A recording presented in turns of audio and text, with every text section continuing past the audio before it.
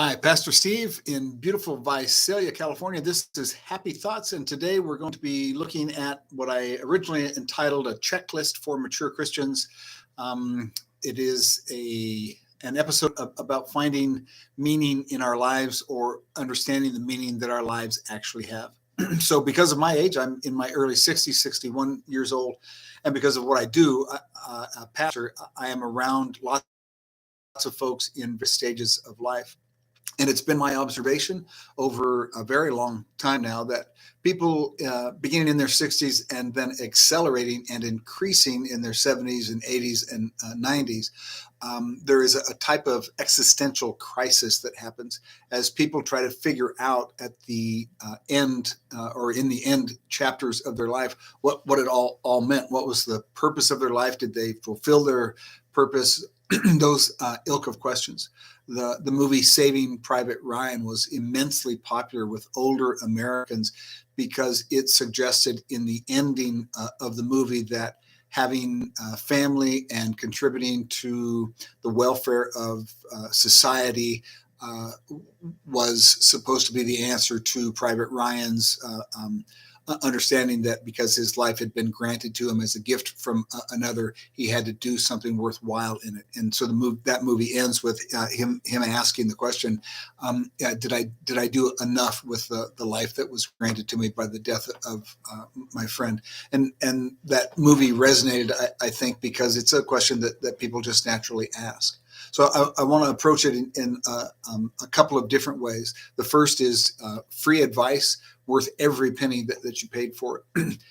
If you have in your life somebody who is nearing the time of their death, either on hospice or it becomes obvious that they're really beginning to fail, you may wonder, what in the world can I say to them? How can I help them feel better, or how can I give them hope, or that ilk of question? Here's another observation and something that I have learned experientially through the years. You can do best in those situations by thinking hard about what that person has contributed to your life, by thinking about other children, if they're a parent or a grandparent, or other people in their lives that you know that they have done loving, graceful things for. And when you talk to somebody who knows that they're in the last stages of their life and they're preparing to die, it's really soothing to them for someone to have the wherewithal to sit down and confess, right? This thing's coming to a close. And then to tell them, I want you to know, if you can do it personally, tell the person, I want you to know that my life will always be enhanced by what you poured into me, by the good and the grace and the love you've given me. And it's my intent to try to do the same thing for other people, and then thank them, right, for what they have given you on the emotional and maybe even on the spiritual parts of life. Because we know, all of us want to know, did our life have meaning? Did it count that I lived? Did I do the right thing with the chance that I got in the flesh? That kind of talking with people who are going to die is a really powerful and beautiful gift that you can give them. You should, of course, always be honest, but honesty can be tempered sometimes with gracefulness. It could be that they poured some pretty bad stuff into people's lives too. But if you help them to remember the lives they improved and the people that whose lives they made better by the quality of their relationships and maybe by their gifts or other things, that's a blessing to them, and it will help them answer kind of the pressing, aching in their soul and in their heart to know whether or not they have done well. And so that kind of free advice leads into the idea of a checklist for mature Christians. I get the chance to talk with people, again, in late stages of life, whether it's people who have just retired and are kind of flailing around trying to figure out what they should do with themselves now that they're not tied to the routine and the job that they used to have, or whether it's people who are beginning to see their friends and their generation pass before them and feel adrift and aren't really quite sure what to do in their life with the time that's left. The same concept that I talked about in talking to somebody who's dying should come into play And for me, when I counsel with those kind of folks or talk to them, I try to bring that about, and I try to bring it about by suggesting to them that in in their life they will have known some pretty tough customers, people who were out to get them, or people who utilize them as a tool of some sort. The ends justify the means, and who were ornery and mean spirited and harmed them. Some of them have been abused or raped or taken advantage of in business or suffered in other ways. And I like to talk to them about, uh, to ask them the question, right? Talk to me about those things, because as they do, a lot of times in that conversation, they will reckon with the fact that they have, in their hurt and in the harm that was done to them, they have reacted at different times by being very much like their abuser or like the people that have hurt them. And that's a hard thing for people to come to, but it's true of most of us. The bad that is done to us becomes a part of us. And if we learn from our parents, kind of an abusive, angry, blame it on everybody else attitude, it's very hard not to carry that in to your life.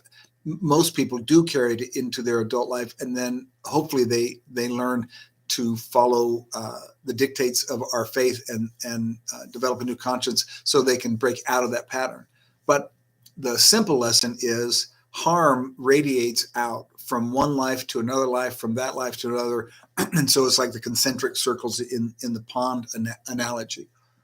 Well, that's true. And I think most honest people understand that it's true, that some of what we've been up to has been replaying the harm that has been done to us. And that's a difficult thing, but the humility to admit it and to understand it is necessary. And if you can admit it and begin to understand it, you can also understand that the meaning of your life, or the effect, the lasting legacy of your life, comes from the exact same piece of wisdom.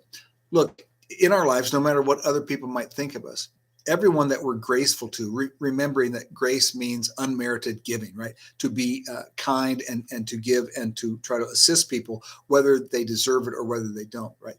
Grace.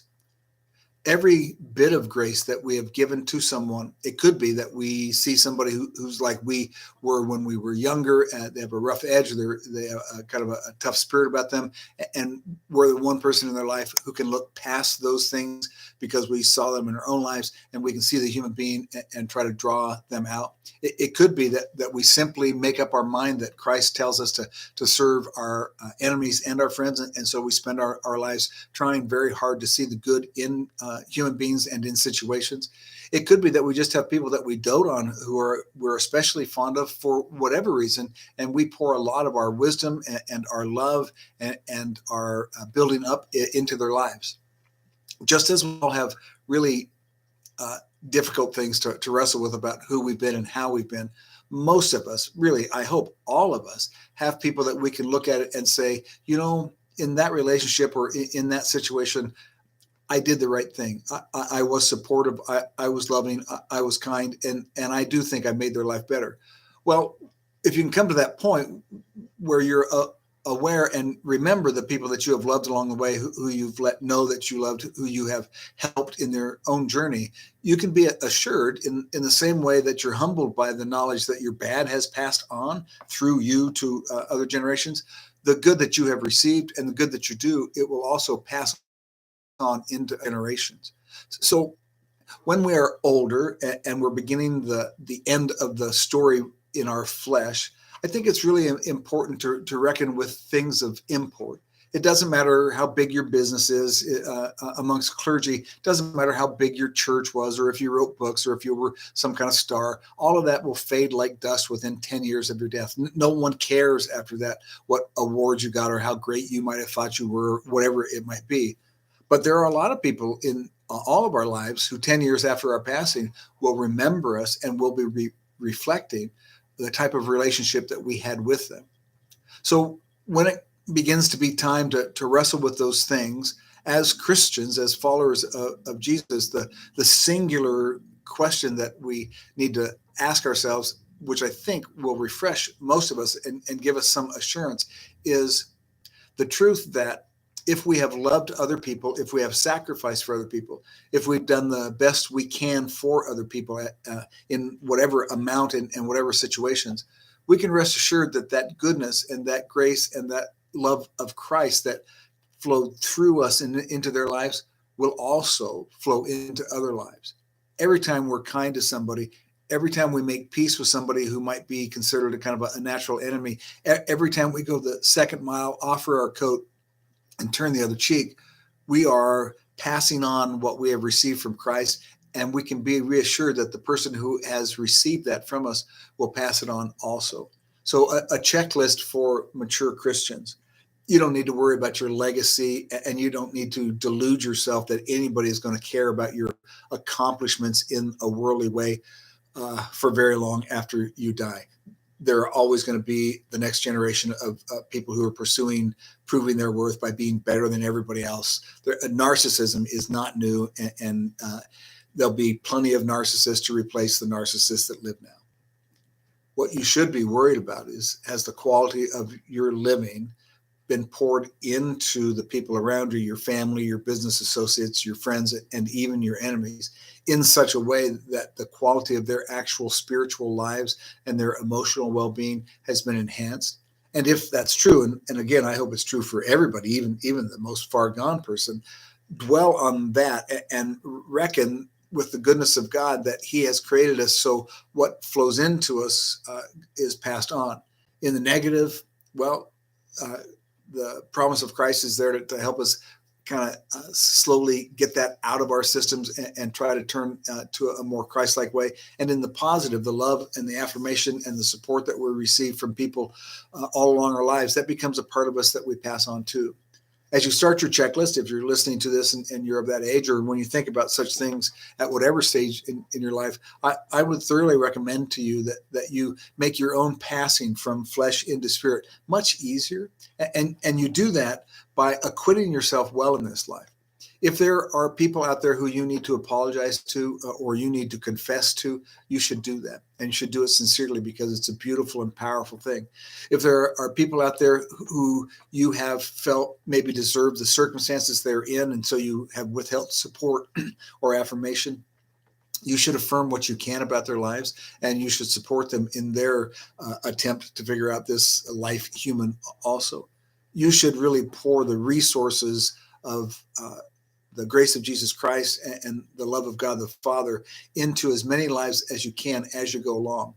I think our passing will be sweeter and easier in so much as we do those things. I recently have lost a long-term friend who passed away from hospice, and it is the best death that I've ever seen.